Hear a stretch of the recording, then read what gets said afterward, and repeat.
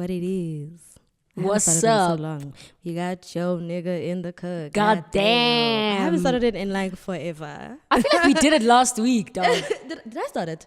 Oh, you start. Yeah, I never. Yes, You always start. All right, you can go first. Ladies first. Hi guys, welcome to another episode of We Talking Shit. The sisterhood of the traveling goer. Respect your brand. Yes, definitely. Yes. Welcome to another episode. How are you doing, I'm having a tough one. girl? But I am toxic positivity right now because Sometimes I can't chew anything else. Like I can't stew. Yeah. I can't take time to process. I Yeah. can't take time to wait for the lesson. I am Just have to keep going. convincing myself because the train is going kuchu kuchu. Like I don't have time. I'm too busy. Maybe when things Yeah. slow down, I can sit down feel and you.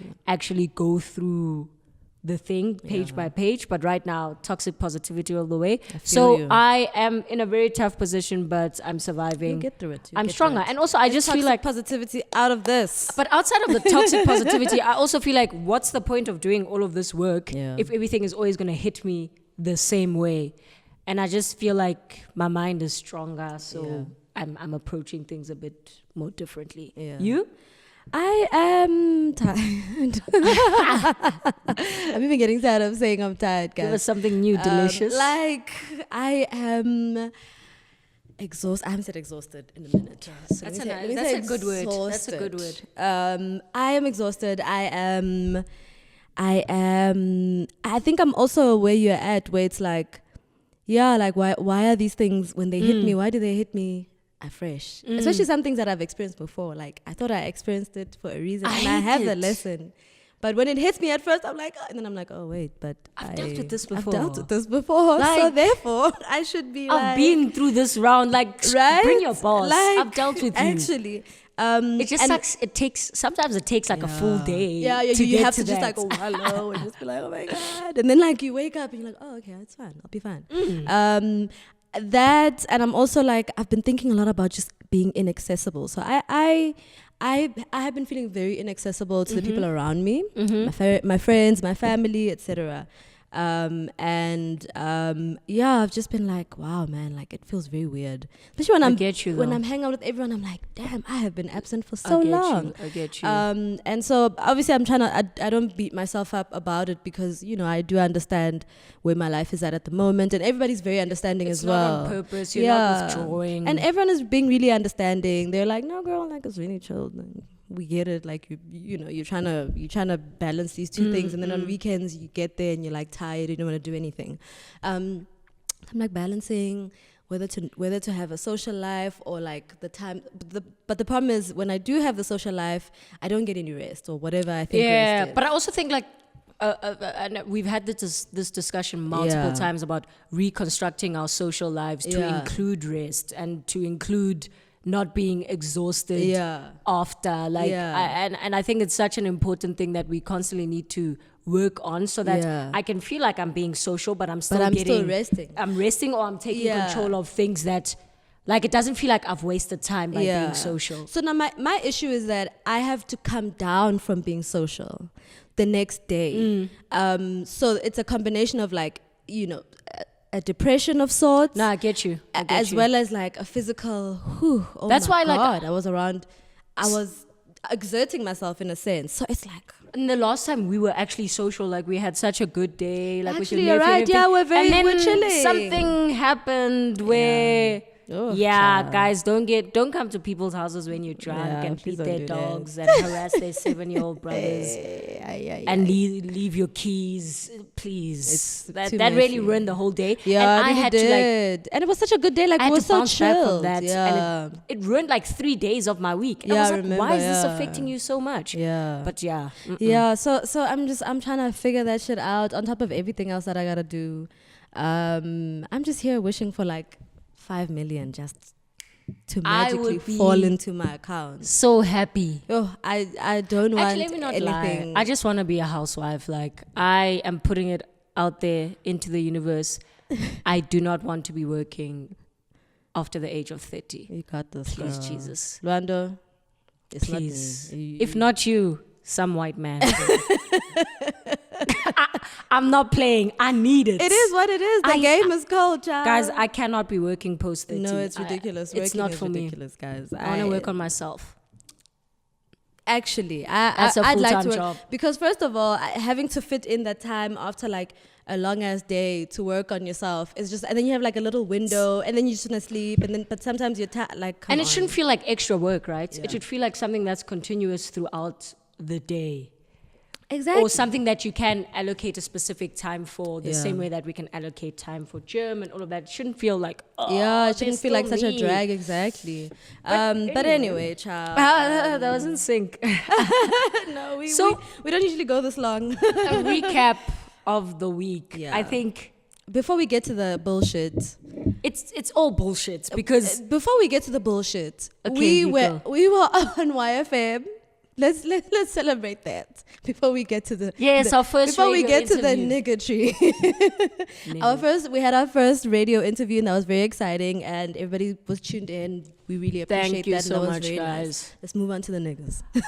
Hey guys, you know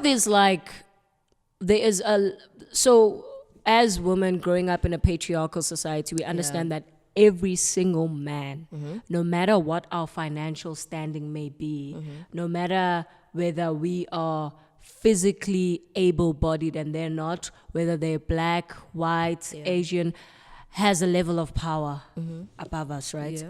It is so interesting to see that as all of these things that are no matter what for us as women, right? No matter how well off you are, no matter what social class you manage to move into, no Oxalai. matter how classed you are in terms Yeah. of your cultural capital and all of that, the privilege of patriarchy will undermine all of that, 100%. right? Yeah.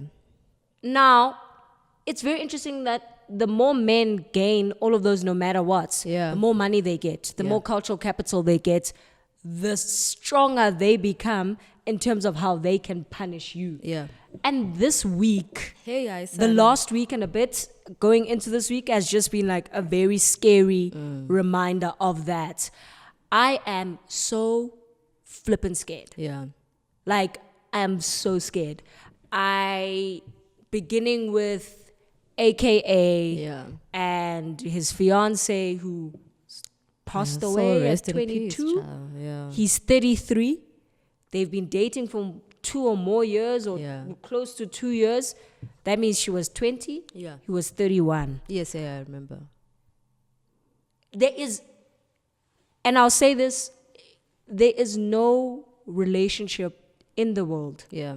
where a 20-year-old and a 30-year-old can date without there Without being there being an abuse something, of yeah. power. 100%. There is none.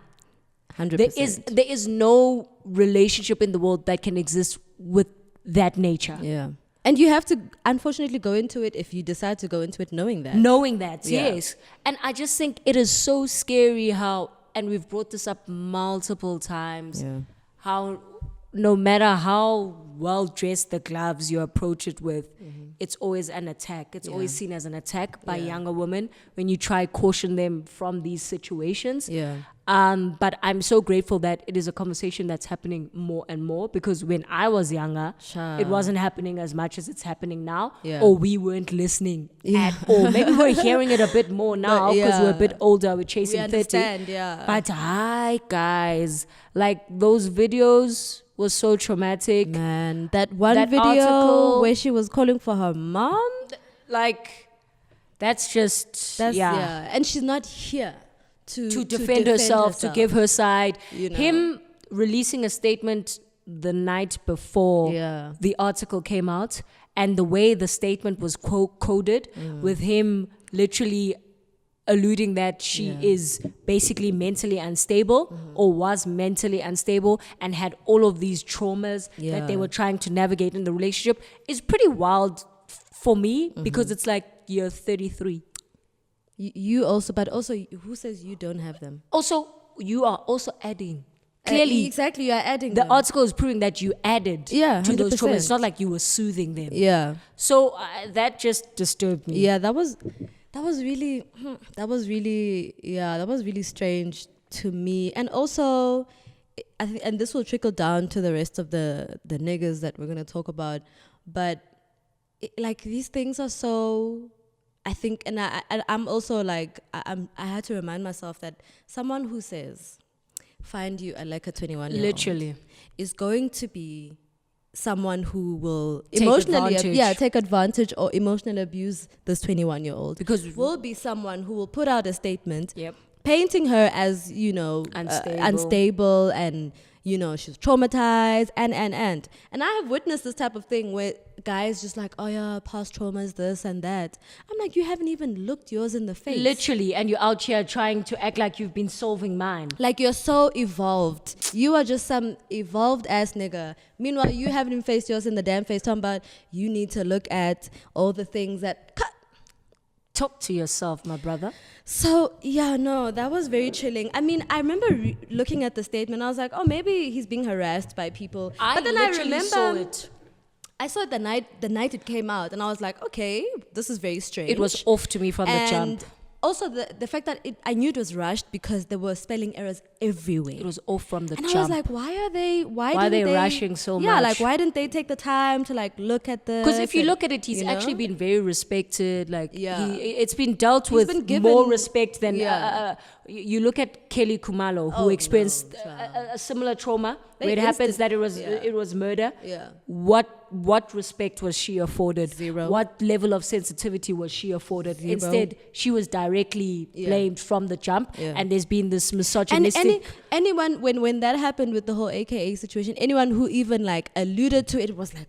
Yeah, it was like, dismissed no, very quickly. Like, yes, no, because never. it's instinctively in this South Africa. Instinctively, people protect men. Instinctively, instinctively. But anyway, before we become detectives, anyway, then I think this one, I look at it from the angle of we're not gonna discuss the revenge porn and all of that because we don't condone that. That's a no. What we will discuss though is his weird ass like it's been a week and so of really just weird statements. Like, can you guys put your English in your pockets? Like, let it rest. Let it. I'm sick and tired. Like, Prince maybe KB, write in your language. I don't know. It will come out better. I don't think it's even like they mustn't speak. Like, better. That's silent. definitely way better. Because you cheat on your partner. Yeah. It's evidently compulsive. Yeah. Like you do this all the time. Yeah. And then you release a statement and you apologize to brands, your mom, your fans, and then the partner. Singenabi. And you don't apologize to your kids because you are notoriously a deadbeat. Yeah. And then you delete the statement and you sue, which is, he was well within his rights to sue. Absolutely. But then it's wild. For me, it was... I didn't watch that episode of Defining. No shade to Defining. If y'all take it as that, I'm sorry. I'm not sorry, but I don't. That episode where he said that he finds her sexy when she cries. That nigga said, "I'm gonna give you reasons to cry so I can see the sexiness." So I can see the sexiness. So I can be like, "Oh my gosh, she's so damn sexy," and. Not to blame anyone, but like when they were filming that, was nobody like there was no red flag. But also I feel like we've had this conversation multiple times in terms of like the weirdness of being very expositionary about relationships. Like, I don't like that shit personally because that to me is always a red flag. You cannot 100%. Act like your relationship is a blueprint. Yeah. And positioning relationships like that is just very scary ground because there's we're humans also. People are human and they want to uphold a certain. We've seen that across along so many years. People are human. Their egos come first. They then want to uphold a certain standard. Yes. Meanwhile, they're nowhere near. They're not there. Meanwhile, people are being abusive. Meanwhile, people are being behind closed doors. So I'm also just not comfortable with the industrial relationship complex. Because it's so voyeuristic, one. But also, like, it's so, or is it exhibitionist? Yes, it's very exhibitionist. And I think it's harmful to me. Like, it's very harmful because it also sustains this idea that whoever is not within a situation like that or similar to that is then in this space of perpetual lack, and that there's something wrong, and that's what it perpetuates. Like, you see the comments, dog. Like when am I gonna get this? Oh, I can't wait. Sometimes I have to hold myself back from that. I'm like, damn, like, why am I in it? Also, like, why do we always apply a very comparative lens to witnessing other people in but relationships? do talk about your love, Yes, talk about your love. Talk about your black love. Please, never. Your cishet black love. Share what you guys have learned and all of that. But know that it's not the blueprint. It's scary. I find it very scary. Just check yourself. And talking about people that were actually very expositionary with their love, we're seeing, and this is not like we told you so. No. These are the lessons. But I remember, excuse me, IBS is kicking me. IBS representation. I remember Entlembali, who's now Black Coffee's ex-wife or on the way to being estranged wife. I remember there was a very weird interview. I think she did it with DJ Zinhle. Yeah. Wasn't Issa Rae there? Hey, it was weird where she was positioning like a Women's Month thing. Being a relationship as like that whole sisterhood thing. Yes, it's like the other weird sisterhood. You know that sisterhood. Yeah. And it's been so frightening to see how all of that was being done to hide a lot of stuff that was harmful towards her. Yeah. Because when we're being harmed in private, we want to take ownership in private and reclaim power by positioning ourselves in a certain way. And it was very easy for her to punch down on single women or act like they're all these women that want my husband, which obviously they are. I mean, he's got money. Yeah. He's not ugly. I mean. so like, the girls these are the things that come with dating and attractive man, and but it doesn't mean that he should abuse you and cheat on you. No, at all. So the way that she was handling that was very wild. And it's just always interesting to see how it's always the same pattern where women who are being abused always lash out on other people who they have more power over. And it's just been very frightening to see, like, just kind of how that further isolates them. Literally, and I don't know if they men know do that on purpose. They do it on purpose because we've seen it multiple times. Absolutely. Where someone is deliberately used as a prop, not undermining their agency, but I don't think that we should be looking at people's agency when they're being abused in that way. I think there's agency in how they reach out for help and how they navigate that situation. But in terms of overall agency in the traditional sense, it's not there. That's literally the point of abuse, to take away your agency. So like now, earlier on last night, at the time of us shooting this, she literally posted herself in the dark with her children because their electricity bill wasn't paid. And this is such an old tactic. Like, I know there's a South African cricketer that did the same thing, white guy. I think at the time the wife was in Australia, didn't pay the water, didn't pay the electricity, and his children were there, and the children were minors. Like, how are you so comfortable with depriving your own children to prove a point? That nigga came on the internet talking about the kids. He divorced himself from that entire situation, like as if he's talking to some stranger, like, you're being irresponsible. Speaking about her lifestyle, a lifestyle you introduced her to 100%. And were maintaining for more than 10 years. 100%. But also, someone was pointing out how everything started, I think, up in November. And he was talking about how, since November, I've been paying 65K, whatever, up until March. March is when she then alleged that he abused her at her birthday party. And he was like, I'm going to withdraw. Exactly. Which is the topic of the day. At her birthday party, which is tied to how she was at a birthday party, she was celebrating herself, and clearly he must have felt that, no, how dare you at a time like this time. And also in his mind, it's probably like, you're using my money to celebrate yourself. Exactly. And so, hence, I think someone was making, I think it was Nomfundo, she was making that connection on the time. And I said, actually, That is what makes it sense. is. This is a power play. This is a power literally play. him going, oh, You you have the need me. nerve to celebrate yourself during this time. You should be ashamed. And this is what I'm enjoying about Enhle posting these things. Yes. She's becoming taking less away and that less, shame. yeah. And I'm like, I'm wishing that she becomes less and less and less and less ashamed and puts him on blast. And all of the shame is placed on him because people are looking at him like, you have positioned yourself as this father. Yeah. I look after my kids. Yeah. I'm a father first.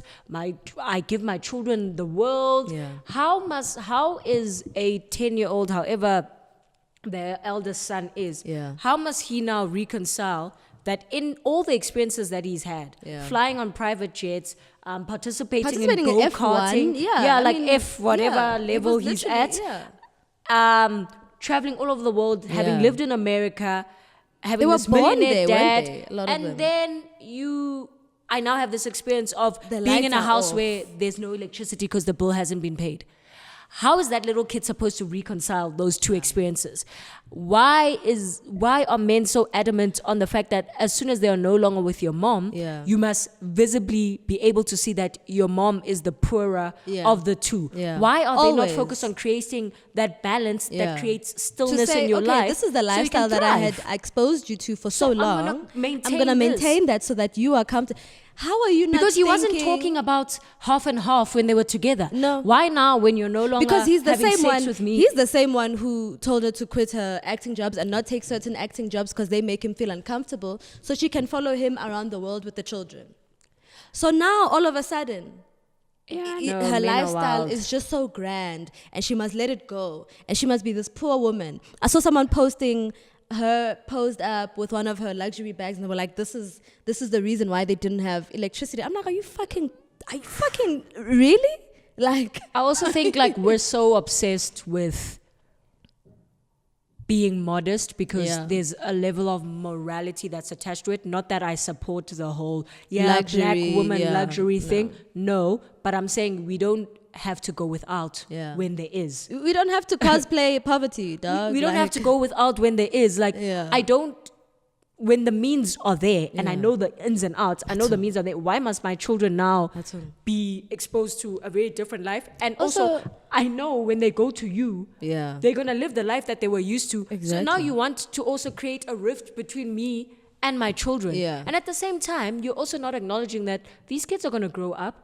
They are aware of what's happening. They know exactly what's going on. They have the internet also. I think those kids have internet. That's another scary thing. They have internet. They're reading everything that's happening. I'm telling you right now, these kids are reading and they know everything. At school. They know like you go to school, everyone knows you didn't have lights. Because your mom had to put herself in a position where she strips all of that shame and actively places it on him so that she can actually get this thing out there. And now the only reason you probably paid that bill is because that thing was on the internet. That's why he went on the internet, because literally everyone was like, hi, bro, black coffee this, black mang sick. This and that. He's literally sick. And it's just, guys, our topic. Lead us, man. Our topic is on men withdrawing affection. Well, it was inspired by people literally witnessing everything that's going on right now and saying, choose kind men. Hey. I mean, okay, there is the thing of like deliberately ignoring. Some of you ignore red flags and then hide behind. Oh, but men will switch up on you. Yeah, some of you knew. Some of you saw your mandem treating certain people very funny. You thought, he'll never do that to me. In this day and age, in 2021, I know less and less people are doing it. I love that for us. But, I think the whole truth, someone was saying that. That thing is wild. And someone asked them why they're divorced.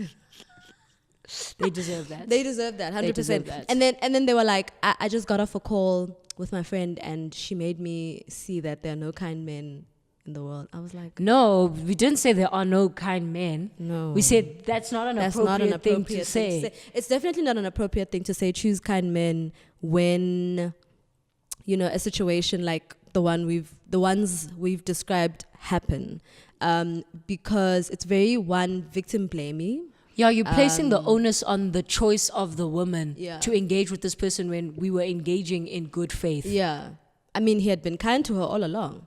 he had been kind to her all along. For as long How as was we she? knew, How literally. was she to know that He would was, switch up as soon as... you know?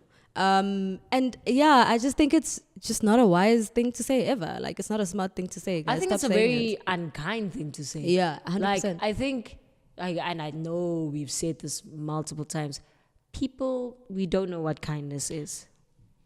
Like, outside of the performative lens, we really don't know what kindness is.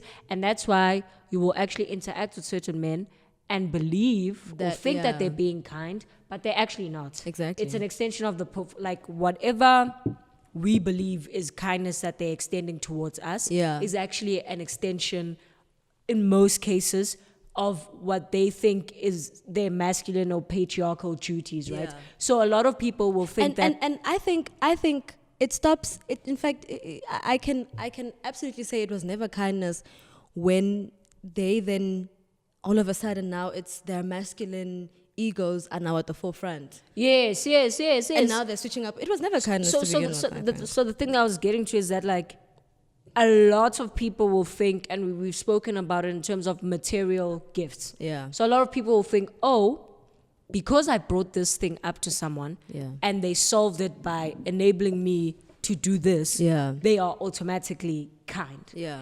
And then when a situation comes that calls for emotional intelligence, the person is devoid of that. I'll give you guys a great of example kind. of that. Yeah, I'll give you guys a great example of this. So I was once in a situation where I was with someone and then I had been with them that night and then I was up until like the AMs because I couldn't really sleep. And so I remember just feeling like, oh my God, I've been so overwhelmed by just everything that's been happening. I can't focus. I need to do this. I have so many responsibilities. So I went to my social media on my Instagram and I like put that up and I was like, oh my God, like I am so overwhelmed. Like I can't focus. You know, X, Y, and Z is happening. You know, like I'm just talking. Like I'm not, I'm just venting. And I went to sleep, woke up, and this person was being very unkind, like very, you know when someone is being short with you. And I'm like, okay, you grown ass motherfucker. What's happening? Because clearly you're not going to tell me, you bitch ass bitch. And so, then this person just, which was I found very like almost sociopathic. I was like, this person was upset at me for not sharing those details with them before. Instead, I went on social media. But the kind thing to do, which is what everybody else I'm did, so sorry, including people who have known me for many years, is to say, wow, I just saw what you just posted. Damn, that's actually fucking hard. I'm sorry. You know, that you've been going through this alone. That's how can I help you? How can I help with it going forward? Like, what the fuck? But also that tells you that that's when I was in his mind, you are actually his possession. Exactly. It was all about access to it's me. Like the fact that other people get exclusive access to me and my feelings before him. It's like your feelings belong to him. Exactly. And that's why you're a bitch nigga. And I hope you see this. That's one of the reasons. But anyway, like that's just a clear example of just some of the things. But that's why like men withdraw affection as soon as they don't have that access to you. Because then that ownership is gone. Therefore, they don't need to treat you well anymore. Exactly. And I find that so disturbing because then if you are able to operate in that way and within a romantic lens, it means that every single relationship that's in your life is actually sustained by this idea of ownership that you have of it. And don't let someone tell you that, no, but I wanted exclusive. I wanted to know. I wanted to be your first point of contact. Nigga, that's fuck weird. That shit. Why That's would weird. you be my first point of contact? You cannot be my everything. A man can't tell you, no, I just want to be so supportive. It's not going to be every day. Ask me how I want to be supported. Rather, it's not going to be every day that you are going to be, the first one to know. But also that's like, when somebody does that, in terms of them thinking that they should have VIP access to your trauma or your negative feelings or whatever, it then means that they actually want to build a library for abusing you going forward. Because and then they believe using they're the only ones, like AKA did in that statement to say past trauma is what. Yes, they believe they're the only ones that know about this thing. And the moment they bring it to other people are, but we thought Misho was so... She had everything together. She looks like she knew what was happening. Exactly. Oh, I'm so sorry that you No had to wonder. go through that It with her. explains. Yeah, it explains why you two are no longer together. What? You niggas think you're smart, but we be doing our reading. We be doing our reading. I mean, it really is a clear cut situation in terms of like what that rapper did. Literally, he kept all that stuff to himself. That's why he dropped that video. And that's why they will deliberately then every single interaction that they share of you two is always on the opposite end. Exactly. Not saying like, yo, post pictures of you crying or whatever. But they will make sure that, but they looked so happy. Exactly. But what happened? Like, everything that undermines the true reality, and also that thing of, no, whatever you're going through, it's ours. It's ours. Like your problems, no one else must know about them. Because that's when you carry shame, right? That's when you get, not saying you should share things you're not ready to share or whatever. 100%, but like, the less you have shame about something, because you can decide to not share something from a very empowered position. 100%, yeah. Which is Absolutely. what you did. Yeah. When you decide, oh, I want to vent on Instagram. Yeah. I don't want, just because I'm dating you, I now feel that you must be the first to know about this thing. It's an empowered decision to say, this is where I want to share my feelings. Because this is where want to I express knew myself. that certain people would be like, girl, me too. This is what I'm doing. Then we can go, oh, okay, let me try this out. That nigga wasn't going to tell me shit. You're What just going does to he say, know? I'm so sorry, babe. Literally. So I knew, empowered myself. And I said, listen, I'm going to go to this place. I'm going to say, This is the safest place for me. This is the safest place for me. And this is the place where I've always, done those types of, not all the time, but, there was certain... I've had the best response. Exactly. I know, I knew, I'm going to go here, I'm going to share this, and I know I'm going to get something helpful from here. I knew it, And so, niggas. I don't know, man. People are really musty, but I think I've experienced this in friendship. Yeah. Like, I think In friendship too, child. My relationship with conflict has been messed up for the longest time. And I've actually been on the wrong side of things. I've actually been wronged as well. But I think the withdrawal of affection in friendships in times of conflict or the withdrawal of resources has been a very wild thing. Because in October last year, I remember just having an interaction with a friend that was my roommate at the time that was very wild before they left. I don't know where they were going, but they were very short and rude to me in London, and I was like, you know what, whatever. Only for that to lead to literally very short and rude to me to London. Then they send a text oh, are things fine? And I'm like, in my mind, when you're like, dude, but why are you asking if things are fine? Do you think your behavior was okay? So I'm like, I'm not going to respond to this. Because there's a difference between deciding I'm not going to take part in me being gaslighted now versus withdrawing affection. And I think people like to act like, oh, when you don't respond, it's always withdrawing affection. It's like, no, sometimes the fact that you're asking me want. in the first place is very wild. When you're not even here. But also knowing what had happened before. Literally. So then we wake up the next morning and all of our food is out of the fridge. Yeah. And that for me was like, oh, so this person is even withdrawing resources from me. What abusive tactics are these? Yeah.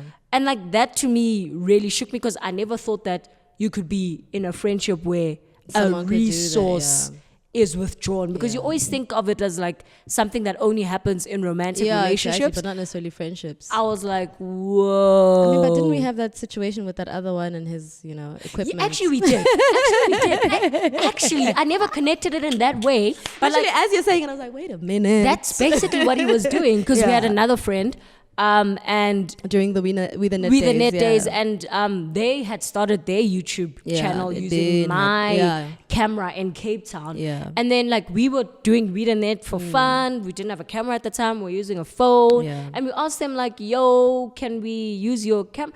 And they were so weird about things. They even stole our footage the one time. This is why, we just ended up using Menzies' camera. It was just weird, but I'd never thought about it as literally as you were talking about that, I was like, wait a minute, guys, this is very familiar. I know this thing. But when I think of it, it's I'm sure this is something obviously it feels more superficial, but it's probably something even the ice boy drinks conversation. It's withdrawal of resources. It's something that a lot of us have probably experienced. Yeah, if you but don't do this, then or if you're like if this, you're not showing then- up for me in this way, then I'm gonna take away. It's so this. funny that we see that on the internet, like the way people talk about certain things, like, you know, my friend was MIA for a bit, so I, you know, didn't. Yes, like very it's strange like things.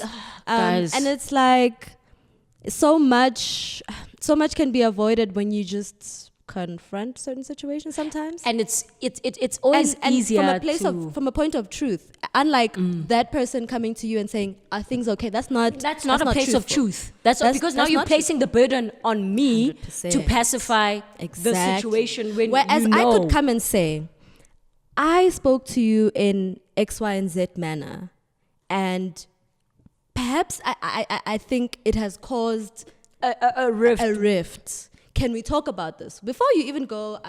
You know, I want to apologize, whatever. You can start it like Literally. that, to say, you know, the other day I spoke to you at the side of my neck, and I think it's the reason why I feel like things are awkward. Let's talk about it. What about it? Like, what's happening? You know. So yeah, no. But I think in that situation that you spoke about with the other male friend, I actually, when I look back, I'm like, I got to a point of being so frustrated that I literally withdrew affection. Yes. Like, and I don't think that was a healthy thing to do, because it must have been confusing for them as well. Yeah. Because nobody came up to them and said And confronted, and 100%, I've always said, ran actually, away yeah, from that. and said, actually, you were very wrong. Yeah, you're actually 100% right. We definitely should have done that a lot better. Where we could have said, yo, you were being a bitch nigga at this point. You know, we felt as though you were being very like, you know, these are the vibes that we got from you. What's up? And I mean, we probably still wouldn't be friends at this point, but you know, it's necessary to do that at times. Yeah. And I've actually started doing that. Like, I've started with family, which is weird, and it's been like very empowering. Yeah. And I actually see it as something that, like, hopefully I would be able to do if a boundary was ever crossed within a friendship, so that we don't get to the point where we must now withdraw affection or resources. And even in my romantic relationship, like, it is so wild, but it's so much easier to just withdraw. Yeah, but it makes things so no, I get you, because I mean, I did that last year where someone communicated. It's funny, it relates to the last episode's thing, where someone communicated feeling abandoned in the relationship, and I felt attacked. And I was like, I don't want to respond while I'm feeling attacked. Let me keep quiet. That's always my thing. And unfortunately, and then you keep quiet for love. and and unfortunately that read to them as and they weren't wrong. You know, I don't care, or I'm ignoring them, or I don't acknowledge this thing. Whereas I could have said, I note this. Please right give me now, some time. right now I'm feeling like X, Y, and we did talk about it, you know, on Christmas actually, and we did talk about it, and it was like, you know, I definitely should have just said, you know, acknowledged. Right now I'm feeling like X, Y, and Z, and therefore, you know, I'm just pulling away for a little bit, just to think, you know, instead of just kind of just ignore. Yeah, switching off. I essentially like switched off. Which is always my approach as well, because I'm like, easy. I don't want to get into a back and forth. It's like so I don't much easier to. Because I had witnessed that back and forth, and I was like, okay, if I join this thing, it's gonna be another back and forth. And I was like, I'm not in the mood for that. Like I need to clean that. myself from thinking I'm so above a back and forth. Like what? Bitch, I'll back and forth you any day. Back and forth is necessary sometimes. It's very necessary. But I think that's what I really wanted to talk about today, because I just had like so many realizations with everything that was going on, where I was like, oh my God, like this withdrawal of affection and resources can happen in so many different relationships, and we're not always fully aware, and we can also be guilty do that of doing it, because it's the easier thing to do. If we think it's the less hurtful thing to do. Meanwhile, but nobody wants to be ignored. Yeah. Nobody wants to be made to feel like they're not important to you. 100%, yeah. So let's find better ways of doing things. Let's find better ways of doing things. Don't let niggas tell you about exclusive VIP access to your films. They are being funny people, but that's a also manipulator, right to the rest of us, I think, whether it's with family, friends, or in relationships, let's not, I don't know, guys, sometimes you must just not prioritize yourself in people's issues. How about that? Yeah.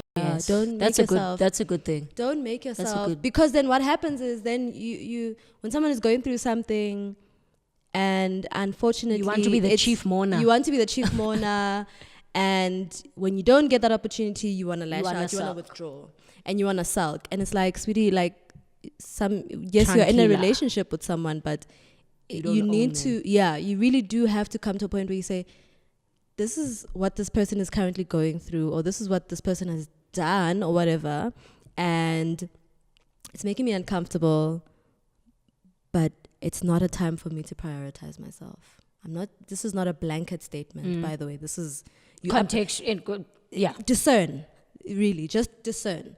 Where you say, this is not the time for me to go, my feelings, my feelings, my feelings, my feelings. My feelings about how you feel. Yeah, literally. My feelings about how you feel. And it's like, we really do need to come out of that. It's childish. It doesn't help. It only leads to shame in the other. Because I almost felt, when I was sharing what happened, I almost felt a bit ashamed. Then I said, fuck this nigga. I literally, we ended up having a big argument about that, where I was like, no, I didn't do anything wrong. Literally, I was like, I didn't do anything wrong. Not own, it's not an exclusive. Didn't do anything wrong. What about that? Like, Jesus. So yeah, guys. I'm wishing Entlembali a lot less shame. Yeah, I'm listen, not enjoying. That's what I'm hoping I'm for like, that, I'm for really proud of seeing a woman not owning the shame that comes with a failed relationship, B, the abuse faced within a relationship, and C, standing up for her children the way that she is, because it is documented that I fought for you guys in this way. And as much as they are probably overexposed and they're witnessing things that they shouldn't be witnessing, and they're also seeing it in publications or hearing it from friends or whatever, at the end of the day, it's very clear that the mom is fighting for them. 100%. And that makes you fucking resilient. 100%. Because you see your worth. You see you deserve a good quality of life. You don't deserve to be traumatized. It will end soon. Yeah, definitely. So please don't forget to donate to Menzi. Open your purse. Shout out to everybody who has so far. We've got such sweet messages. You guys are really dope. Thank you so much. Continue. Open your purse. If 2 weeks until month end. If this message touched you in your spirit, I beg you, just put it in the Remember offering. when Bushiri said there's 5 million? I need 5 million to build a church. We need 250,000 to build a graphic novel. And it's here already, but it's in your pockets. Exactly. So if this message has touched you and in your spirit, I ask you, brethren, to just, go into the offering basket, which is the Mount Olympus Jumpstarter. It will be in the link. Well, in our descriptions. Yes, sir. And all of that, and on our Twitter and Instagram and all of that, and our link tree. And anyway, guys, thank you so much. Bye.